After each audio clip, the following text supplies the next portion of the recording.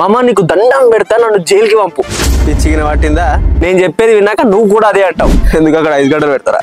ఆల్డన్ prison ఇది normal jail కాదు. అక్కడ ఖైదీలకు పర్సనల్ రూమ్ ఇస్తారు. ఇప్పటి వరకు నువ్వు చూసుండవు.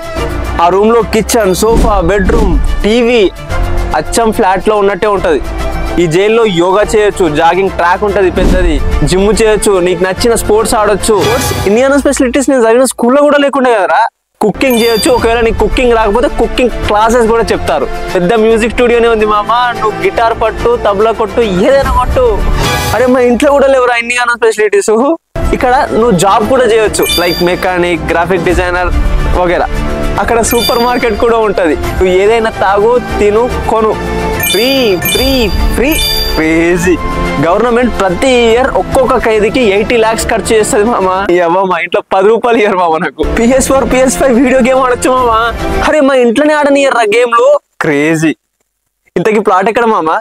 అరే నేను చెప్పేది జైలు గురించి. కానీ జైలు నార్వేలో ఉంది మామ, మన దేశంలో కాదు.